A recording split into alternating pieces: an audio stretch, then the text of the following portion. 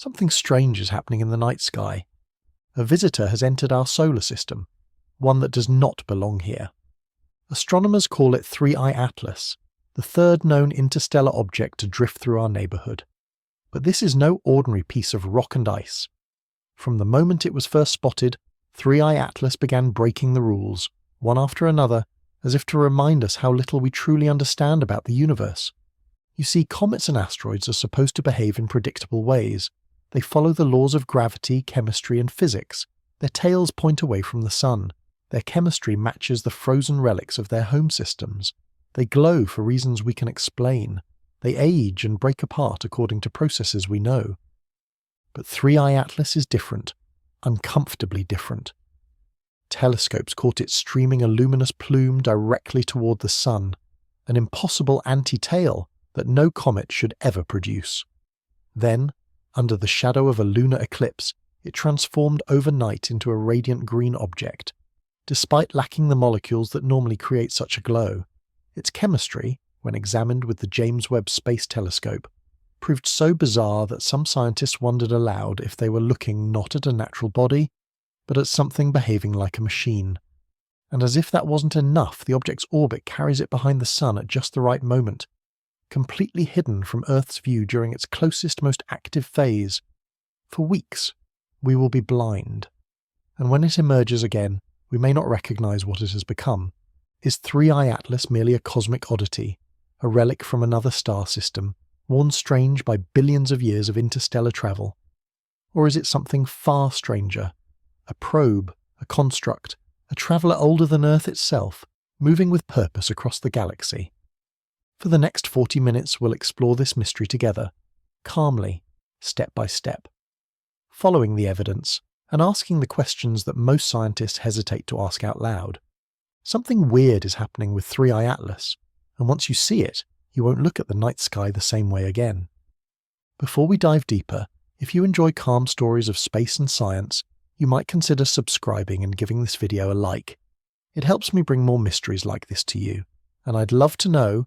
Tell me in the comments where you're watching from and what time it is for you right now. It's always fascinating to imagine all of us scattered across the world, connected by the same stars. The anti-tail mystery. When astronomers describe comets, they usually sound like they're describing loyal subjects of physics. No matter their size, their chemistry, or their orbit, they all obey the same rule. Their tails always stream away from the sun. This happens because of solar radiation and the solar wind.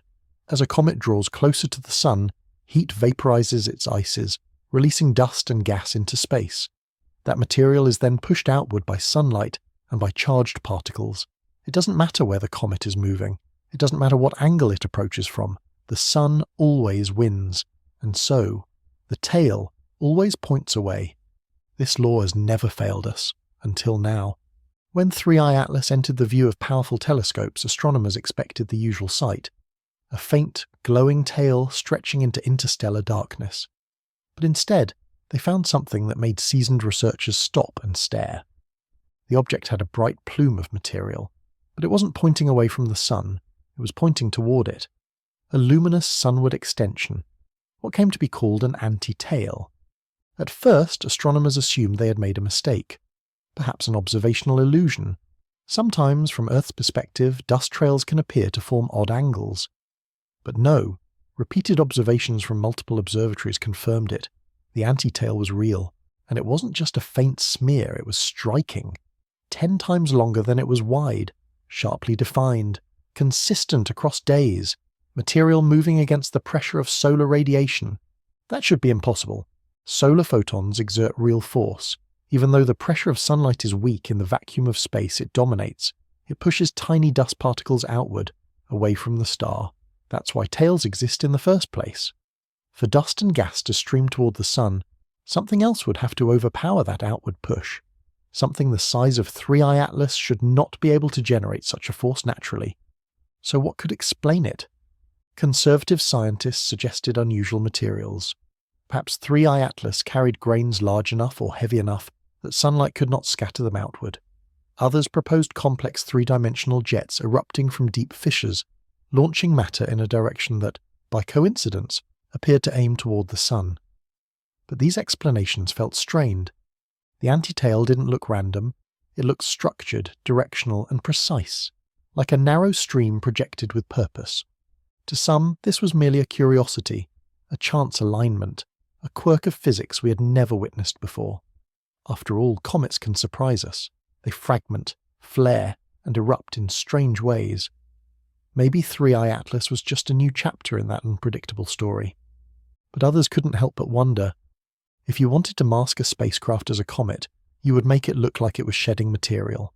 You'd give it the chaotic glow of a natural body.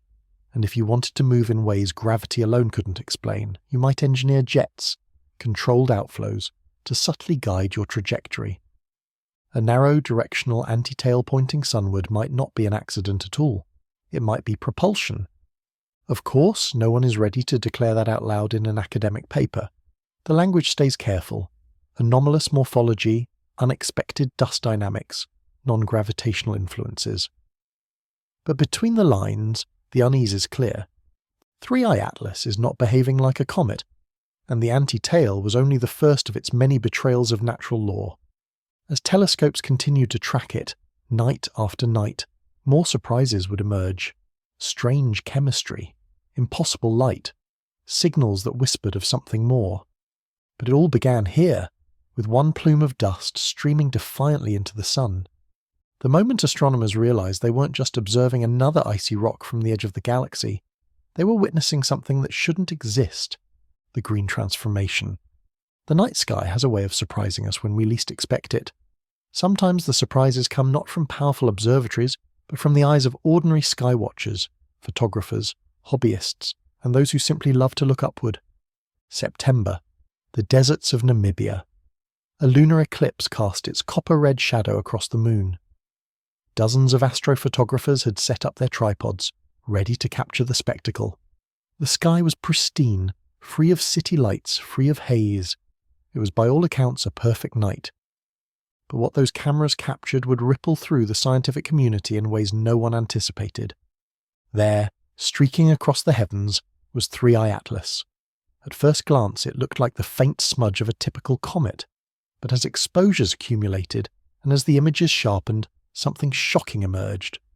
The comet was glowing green, not faintly, not barely perceptible, but boldly, brilliantly green, an emerald object, radiating with an intensity that demanded attention.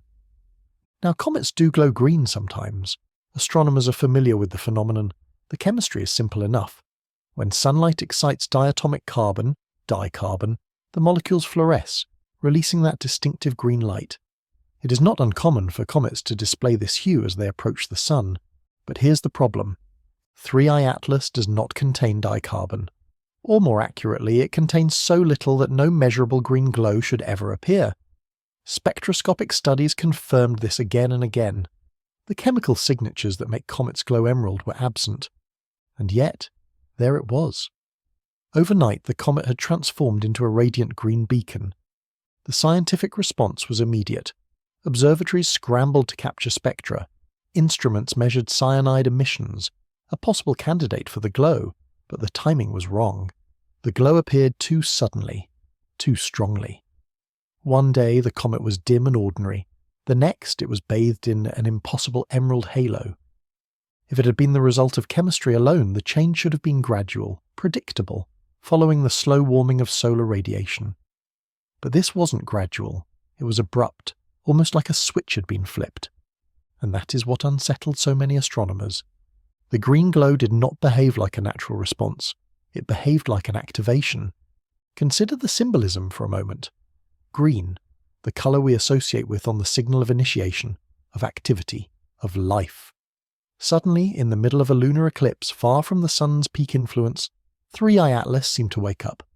Of course, the official language stayed careful. Papers spoke of volatile outbursts, of unexpected transitions in emission spectra. But even those cautious words carried a quiet acknowledgement. Something was happening that we could not explain. If it was chemistry unlike anything seen before. If it was not, then what was it? Some speculated about exotic ices, molecules formed in interstellar environments unlike any in our solar system. Others suggested that cyanide, when irradiated, could mimic the green glow we usually attribute to dicarbon. But none of these explanations accounted for the suddenness, the timing, or the sheer brilliance of the transformation. To astrophotographers in Namibia, it was a beautiful spectacle, a comet that glowed like a jewel against the darkened sky.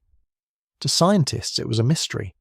To those willing to ask harder questions, it was something else entirely, a hint of control. Imagine an object travelling silently through interstellar space, dormant, inactive, waiting. And then, at a precise moment, it turns itself on. The glow of 3I Atlas was not just beautiful, it was provocative. Because once you saw it, once you realised the chemistry didn't add up, the question became impossible to ignore. Was this just a comet flaring unpredictably, or was it something more deliberate? A signal, a test, or even a disguise briefly flickering out of alignment? For those who saw it with their own eyes, the memory is unforgettable. The night the stars themselves seemed to whisper a secret in green light. And for astronomers, it became one more piece of a puzzle that was quickly growing too large to ignore. Impossible chemistry. The James Webb Space Telescope is humanity's most powerful eye in the sky. With its massive golden mirror and ultra-sensitive spectrographs, it can peel apart the light of distant galaxies, revealing stars billions of years old. And when it turned its gaze on 3I Atlas, astronomers expected clarity, answers, perhaps even a mundane explanation for the comet's strange behaviour. Instead, Webb delivered a shock. The chemical fingerprint of 3I Atlas was not simply unusual. It was impossible. Most comets in our solar system are made primarily of water ice. Alongside the water, there's carbon dioxide, carbon monoxide, and a scattering of more exotic volatiles. Ratios vary, of course, but they stay within predictable ranges. That predictability is what makes comets such valuable time capsules of the early solar system. But 3I Atlas broke every rule. Its spectrum revealed a staggering imbalance. Carbon dioxide dominated at a ratio of nearly 8-to-1 against water. In other words, for every molecule of water ice, there were 8 molecules of carbon dioxide. To put that into perspective, this is 6 standard deviations beyond the norm. Astronomers measure outliers all the time, but 6 sigmas is not a fluke. It's not unusual. It's something else entirely. It was as if the comet had been deliberately purged of water, or engineered to concentrate carbon dioxide. But the anomalies didn't stop there. Webb also detected molecules like carbonyl sulfide. This compound is so rare in comets that most astronomers had never even considered it a possibility. On Earth, it appears in volcanic emissions and in industrial processes. It is, quite literally, a manufactured gas. Even more unsettling were the isotopes. Carbon dioxide molecules from 3I Atlas carried isotope ratios that didn't match natural cosmic averages. Instead, they showed fractionation patterns resembling what you would expect from artificial processing, from molecules that had been filtered, refined, or altered in a controlled environment. This is not how comets behave. Comets are messy, random, chaotic. Their chemistry is a snapshot of primordial conditions, not a carefully curated recipe. Yet 3I Atlas looked curated, intentional. One team of researchers, speaking carefully, suggested that the object might contain a molecular factory, that inside its frozen shell processes were ongoing, still running, still producing exotic compounds long after its journey began. That suggestion alone is staggering. A factory in space, a system that keeps working after billions of years. It is the language of science fiction, and yet, here it was, in the data. Others pushed back, of course. They argued that perhaps 3I Atlas formed in an exotic region of space, rich in unusual ices, that billions of years in interstellar cold could distort chemical ratios. But these explanations, though comforting, stumbled against the sheer extremity of the results. Ratios this bizarre shouldn't exist in nature, and even if they did, they shouldn't align so cleanly with the signature of controlled processing. This left astronomers in an uncomfortable place. Either their models of comet chemistry were catastrophically wrong, or 3I Atlas was not what it seemed. The phrase machine-like began appearing in quiet conversations. Not in official papers, of course. That would be professional suicide. But whispered, in conference halls and observatory cafeterias, a comet that refines chemicals, a comet that carries impossible ratios, a comet that behaves less like a relic and more like a device. Think about what that would mean. If 3i Atlas is truly a machine, then it has been operating for billions of years. Longer than human civilization, longer than Earth itself. A self-sustaining system travelling the galaxy, cloaked as a comet. Its chemistry not an accident, but a signature. Not random, but designed. And perhaps most unsettling of all, we didn't discover it because we were ready. We discovered it because it chose to pass close enough for us to see. The James Webb Space Telescope was supposed to settle the debate. Instead, it deepened the mystery. It gave us a comet that looks engineered, a molecular recipe that shouldn't exist, and a question no one dares to answer aloud. What kind of intelligence, billions of years ago, could have built something that still functions today? 3i Atlas doesn't just challenge our science, it challenges our imagination. And the more we looked, the stranger it became. Because chemistry wasn't the only place the comet defied reality. Metals, heavy, refined metals, soon revealed themselves in ways that no natural body should ever display. The nickel puzzle. When astronomers peer into the light of a comet, they often find familiar elements. Hydrogen, oxygen, carbon, sometimes nitrogen or sulfur. These are the building blocks of stars, planets, and life, and when heavy metals appear, they too follow predictable rules. Nickel and iron, for example, are inseparable partners. They are born together in the fiery hearts of dying stars. Forged in supernova, they spread across galaxies, seeding asteroids and planets alike. Wherever astronomers find nickel, iron is never far behind. Their atomic weights, their bonding properties, their stellar origins, all of it guarantees their companionship. In the cosmos they are twins, except in 3i/Atlas. When the Very Large Telescope in Chile focused on the interstellar visitor, its high-resolution instruments returned a result that left researchers in disbelief. 3i/Atlas was releasing nickel, pure nickel, streams of it, visible in emission lines. But where there should have been iron, there was nothing. Nickel without iron is like thunder without lightning, a presence without its inevitable partner. It should not exist. At first, scientists thought it must be an error, a calibration problem, a contamination in the readings. But repeated observations confirmed it. Time and again, the spectrum showed nickel, clean, sharp, undeniable, and no trace of iron. This was not simply odd. It was impossible under natural conditions. Because separating nickel from iron in nature would require energy, refinement, processing. On Earth, this is something we achieve in industrial furnaces, in smelters designed to extract one metal from another. Nature doesn't do that. Nature mixes them, fuses them, and scatters them together across the universe. And yet, here was 3i/Atlas, behaving like a metallurgical plant drifting through space. The anomaly deepened when scientists examined the isotopic ratios of the nickel itself. They weren't random, they weren't messy, they resembled the ratios you would expect from engineered alloys, the kind of ratios you find in materials built for strength, durability, or resistance to cosmic radiation.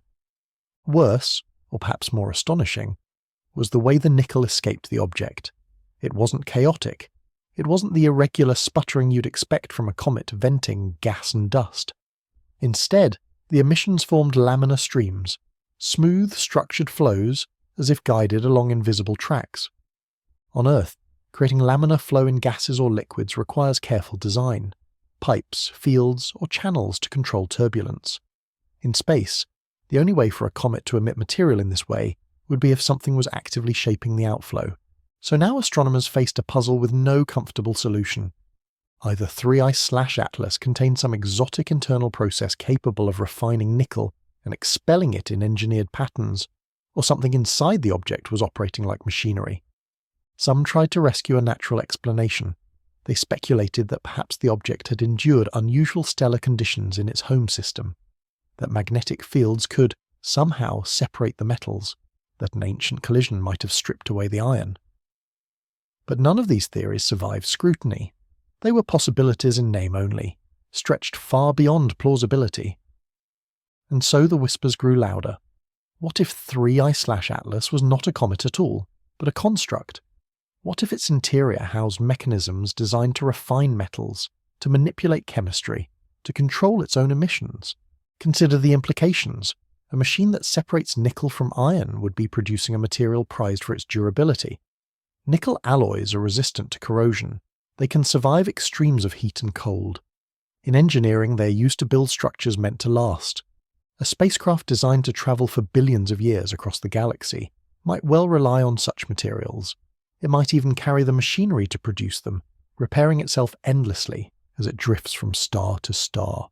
That idea, that 3i/Atlas could be self-sustaining, is both awe-inspiring and terrifying. Awe, because it suggests technology so advanced that it mimics nature while quietly defying it. Terror, because it forces us to consider what such a machine was built to do, and whether it is still doing it. The official reports avoided such speculation.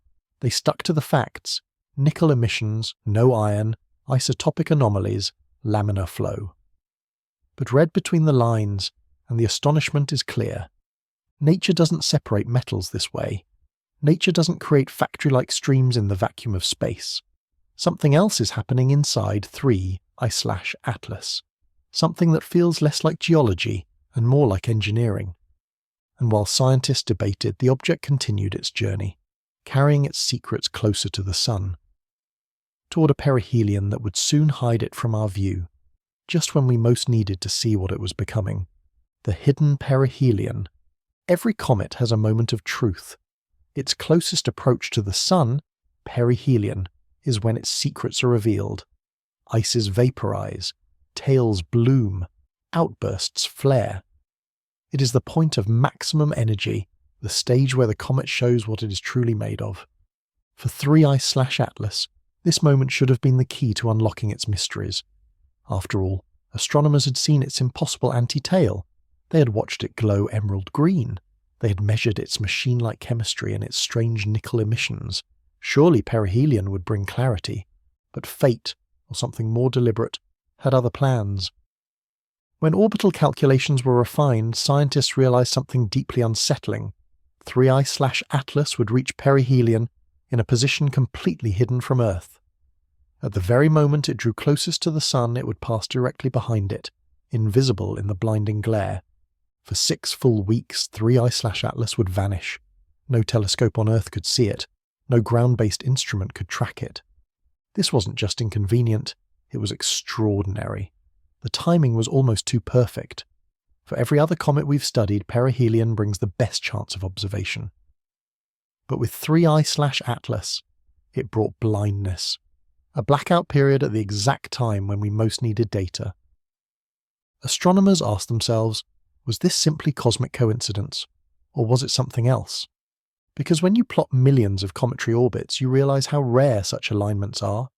For an interstellar visitor, a 1 in a billion object, to just happen to hide itself at perihelion, the odds are staggering.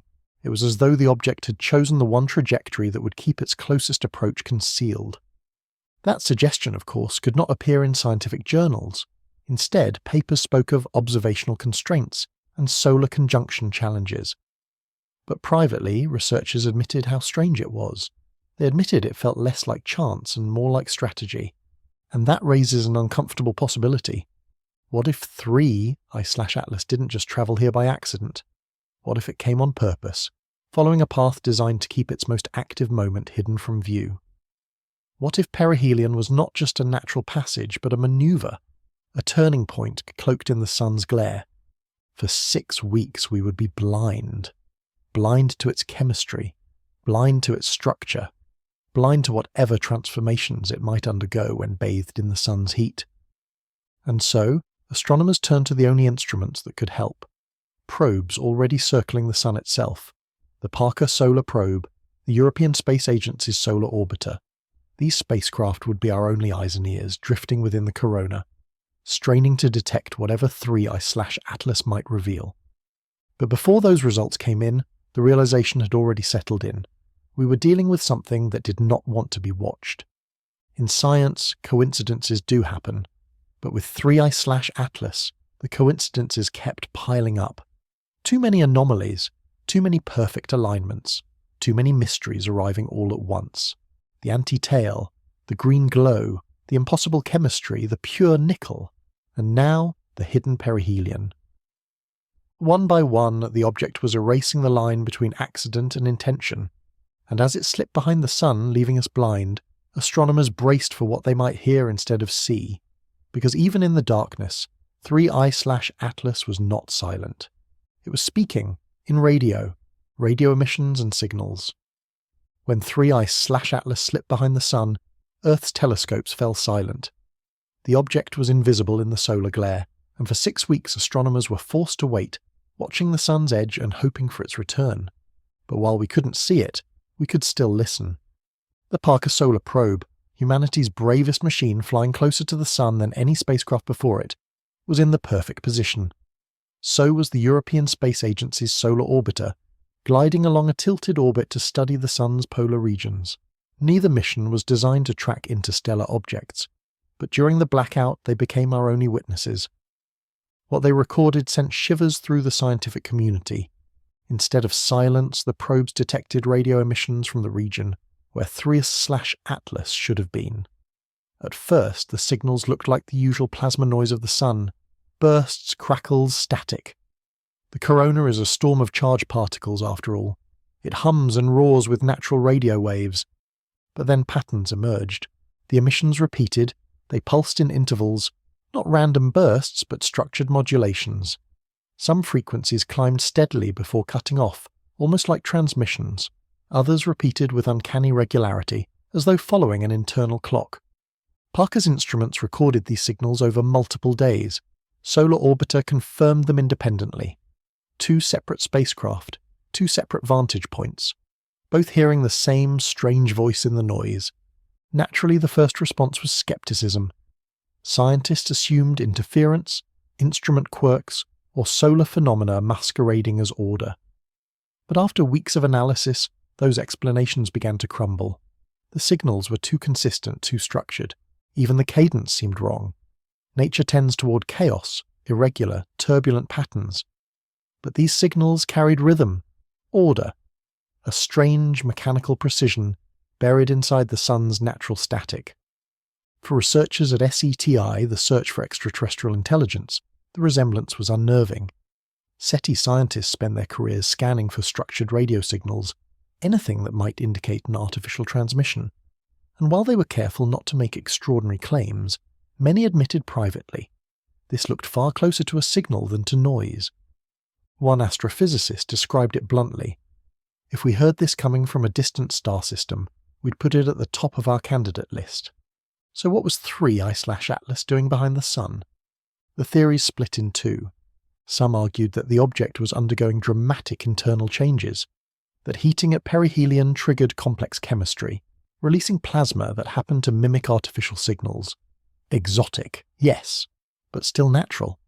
Others, however, considered a darker possibility, that 3I/Atlas wasn't just emitting gas, but transmitting information, that the structured signals weren't an accident, but a message.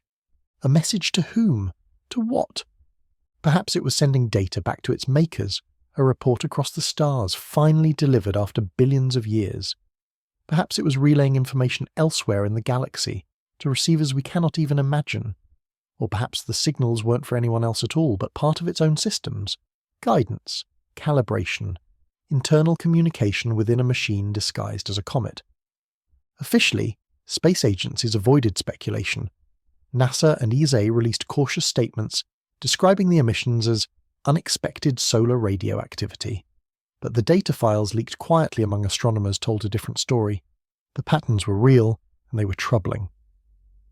For 6 weeks, the only thing we knew of 3I/Atlas was this strange voice in the dark. When it finally emerged from behind the sun, astronomers would aim their instruments again, desperate for answers. But the damage was done. The object was no longer just a curiosity, no longer just an anomaly. It had become a suspect, a traveller that might not only carry strange chemistry and impossible metals, but also a signal. And if that signal truly was a message, then the chilling question remained: who was meant to hear it? The ancient traveller. When astronomers finally pieced together the trajectory of 3I/Atlas, they expected to learn about its journey, which star system it came from, how long it had wandered, and where it might be headed next. Instead, they uncovered something far more profound. Most comets we observe belong to our own solar system. They drift in from the Kuiper belt or the distant Oort cloud, looping around the Sun in long, cold orbits. But 3I/Atlas did not belong to us. Its speed, its angle, and its eccentric path all marked it as interstellar, a visitor from beyond. That fact alone would have made it remarkable. But when researchers traced its orbit backward through space, the numbers told a deeper, more unsettling story. 3I/Atlas did not come from the familiar thin disk of our galaxy, the region where most young stars like our Sun live. Instead, it came from the thick disk, a population of stars that is ancient, far older than the Sun, older even than Earth itself. This meant that 3I/Atlas was no mere wanderer, it was a relic. Based on models of its velocity and trajectory, astronomers estimated its age at 7 to 11 billion years. In other words, 3I/Atlas began its journey long before our solar system even formed, before Earth existed, before life here had even a chance to begin. Let that sink in.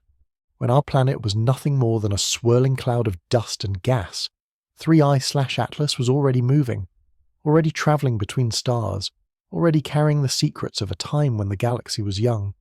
If it is natural, then it is the oldest interstellar object we have ever detected, a fossil from the dawn of the Milky Way, a piece of history so ancient it predates nearly everything we know.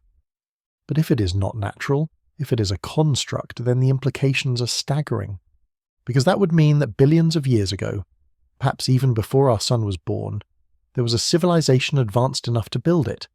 A civilization that not only existed, but engineered something capable of surviving for eons, travelling across interstellar space, enduring collisions, radiation, and unimaginable time. A civilization that in effect could build something eternal. The thought is difficult to grasp. Human technology barely spans a century of space exploration. Our satellites orbit Earth for decades, not millennia. Our spacecraft travel for years, not eons. Yet 3I/Atlas may have been operating for longer than life has existed on this planet. What kind of beings could achieve that? What would their purpose have been?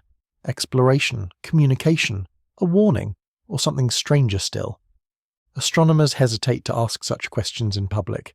It is safer to speak of exotic chemistry and rare conditions. But in private, the age of 3I/Atlas terrifies even the most rational minds, because it forces a choice between two equally unsettling options. Either it is natural, and our models of interstellar bodies are catastrophically incomplete, or it is artificial, and it represents the work of minds so ancient and advanced that we can scarcely imagine them. Some scientists tried to downplay the findings. They pointed to the uncertainties in trajectory models, the difficulties of tracing billions of years of motion through a chaotic galaxy. But even with margins of error, the numbers held. 3I/Atlas was ancient, far older than Earth, possibly older than life itself. And if it truly has been travelling for that long, then its presence here, now, cannot be ignored. The odds of an object this rare passing through our solar system in our lifetime are vanishingly small. To have 3 such visitors, Oumuamua, Borisov, and now Atlas, in just a few years suggests something unusual. Either the galaxy is filled with travellers like this, or something has changed. The ancient traveller had arrived, and as it swept closer to the Sun, it carried with it a question as old as the stars themselves. What else, out there in the deep galactic night, is waiting to be found? Controversy and debate. Science thrives on evidence, careful measurements, testable models, peer-reviewed papers that stand up to scrutiny. But every so often, a discovery comes along that stretches those rules to the breaking point, forcing scientists to choose between clinging to the safety of conventional explanations or venturing into dangerous, uncharted territory. 3I/Atlas has become exactly that kind of discovery. From the start, its anomalies piled up, the anti-tail streaming into the Sun, the sudden emerald glow, the impossible chemistry, the nickel without iron, the suspiciously hidden perihelion, and the strange radio signals.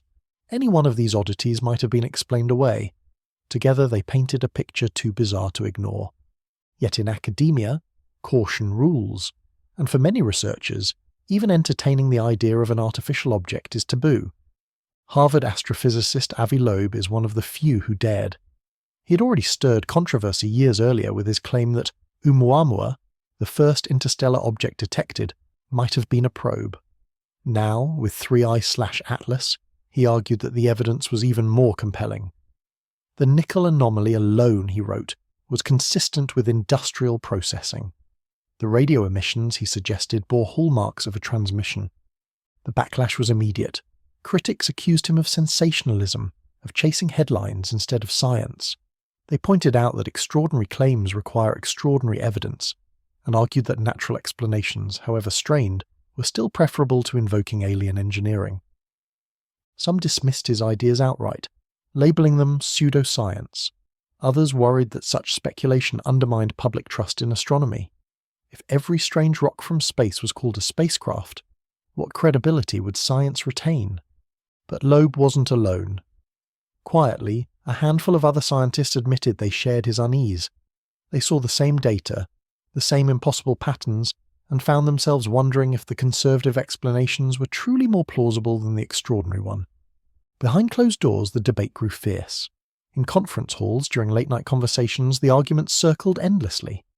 Was 3I/Atlas just an exotic comet?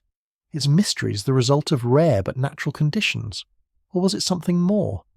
The controversy wasn't just about science, it was about philosophy, about how far we are willing to stretch the definition of natural before we admit we may be looking at something designed. And beneath it all lay an unspoken fear. If 3I/Atlas truly is artificial, then it represents technology far beyond anything humanity can imagine. To accept that possibility is to accept that we are not the first, not the most advanced, not alone. That thought unsettled many scientists, and so the safer path was to reject it, to cling to the comfort of natural explanations, no matter how implausible. Better, they argued, to admit ignorance than to leap to extraordinary conclusions. And yet, the data remains. The anti-tail, the green glow, the chemistry, the nickel, the signals, the age. One anomaly after another, piling into a mountain that grows harder to ignore. In time, the controversy surrounding 3I/Atlas may be remembered not as a failure of science, but as a test of its courage, a moment when humanity glimpsed something beyond itself, and had to decide whether to look away or to face the possibility head-on. Natural versus artificial explanations. By the time 3I/Atlas emerged from behind the Sun, the evidence was undeniable. This was not an ordinary comet. Its behaviour, its chemistry, its emissions, all of it defied the models astronomers had trusted for decades. But even then, the community faced a choice. Do we insist on natural explanations, no matter how unlikely, or do we dare to whisper the word artificial? The natural camp came first. Scientists proposed exotic scenarios, each more elaborate than the last.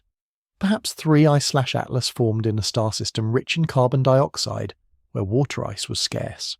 Perhaps its nickel-to-iron imbalance was the result of violent collisions, stripping one metal away and leaving the other behind.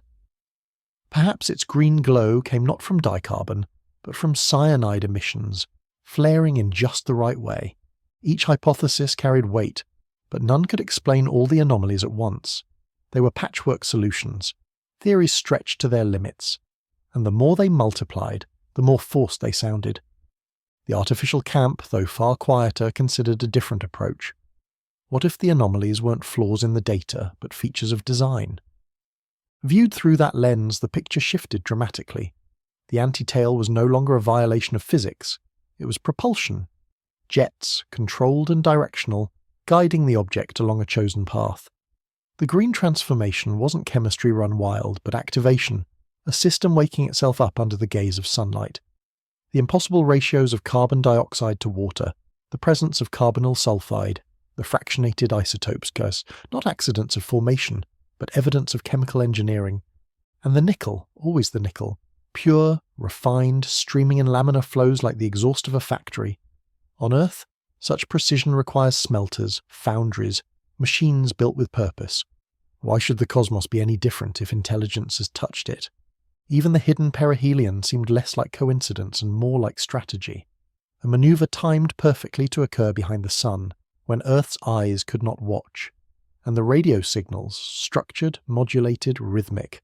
No longer strange plasma echoes, but deliberate transmissions, a voice in the static. Taken individually, each anomaly might have been explained away. Taken together, they formed a pattern that pointed, however uneasily, toward intention. But here lay the dilemma. To declare 3I/Atlas artificial would be to change everything. It would mean admitting that the universe has been touched by civilizations older, wiser, and far more advanced than our own. Civilizations capable of building machines that travel for billions of years, surviving the void, disguising themselves as comets. For some, that possibility was exhilarating. Proof at last that we are not alone. A glimpse into a galactic community of builders and explorers. For others it was terrifying, because if 3I/Atlas is a probe, then it is not only ancient and is still here, still active, still functioning in ways we do not understand. What was it built to do? To observe, to transmit, to repair itself endlessly, like a seed drifting from star to star, or something darker, something we cannot yet imagine? And then there was the most unsettling thought of all. What if it isn't either or? What if 3I/Atlas is both natural and artificial? A comet that was once ordinary, but long ago was altered, seeded, or repurposed by intelligence. A hybrid of rock and machine, chemistry and engineering. A traveller that blurs the line between artifact and object, between nature and design. That idea, more than any other, seemed to capture the strangeness of what astronomers were seeing. A body that behaves just enough like a comet to pass as one, but reveals, under close inspection, layers of impossible detail. In the end, the debate may never be resolved with certainty. The data is compelling, but incomplete. The object will not linger forever. Soon, it will leave our solar system, vanishing back into the interstellar dark, carrying its secrets with it. And yet, 3I/Atlas has already forced us to confront the question: what do we do when the evidence points to the extraordinary? Do we cling to the safety of the known, or do we admit the possibility that the universe is stranger and older than we ever dared believe? For now, the official record will say that 3I/Atlas is a comet. Unusual, yes. Exotic, certainly. But still natural. That is the safer story. But for those who followed the evidence closely, the doubt remains. The sense that something passed through our skies that was more than just ice and rock. Something that whispered of purpose, of engineering, of minds long gone but still present in the machines they left behind. And once that possibility takes root, it is not easily forgotten. And so, 3I/Atlas continues its silent journey, a faint speck against the immensity of the sky, moving with quiet purpose toward the edge of our vision. Soon it will slip away, retreating into the interstellar dark, perhaps never to be seen again. But what it has already shown us cannot be unseen. The anti-tail that defied sunlight, the sudden emerald glow beneath a lunar eclipse, the chemistry that resembled a factory more than a frozen relic, the nickel without iron, flowing as if refined, the suspicious perihelion, perfectly hidden from our view, the signals that pulsed with unnatural rhythm, and the staggering age, older than Earth, older than the Sun, older than almost everything we know. Individually, each of these might have been dismissed. Coincidences, anomalies, unexplained curiosities that time and study would eventually unravel, but together they form a tapestry of mystery, a puzzle that whispers of intention, a traveller that feels less like an accident of physics and more like a messenger. And what exactly it might be trying to tell us, that remains the great unknown. Perhaps 3I/Atlas is only a comet after all, one so unusual that it stretches the limits of our understanding. If so, then it still has value. It reminds us that the universe is more varied and surprising than our models can predict, that there are still secrets hidden in the cold depths of space, waiting for us to find. But if it is not natural, if it is instead the work of minds unimaginably ancient, then we have encountered something even more extraordinary. A probe, a machine, a vessel of knowledge that has travelled for billions of years to brush past our world, a survivor from a time before humanity, before Earth, before the sun itself. What would such a discovery mean? That life and intelligence are not rare accidents, but part of a much larger story. That we are not the first to look outward with curiosity. That across the galaxy, perhaps across billions of years, Others have walked the same path, building, exploring, leaving traces for those who come after. We may never know for certain. 3. I/Atlas may keep its secrets forever. It may vanish into the night, carrying its mysteries back into silence. But one thing is certain. The universe has spoken to us in a language we cannot yet fully understand. And whether through chemistry, or machinery, or something in between, it has reminded us of a truth as vast as the stars themselves. We are still at the beginning of the story, and the cosmos, in all its strangeness, has so much left to tell. Something weird is happening with 3I/Atlas, and in that strangeness, perhaps, lies the key to a future we cannot yet imagine. Before we end tonight's journey, if you've enjoyed exploring this mystery with me, I'd love for you to subscribe and tap the like button. It helps me keep bringing you more calm stories of science and wonder. And since I always enjoy knowing who's out there listening, let me know in the comments where you're watching from and what time it is for you right now. I think it's amazing to imagine all of us scattered across the world, connected by the same night sky.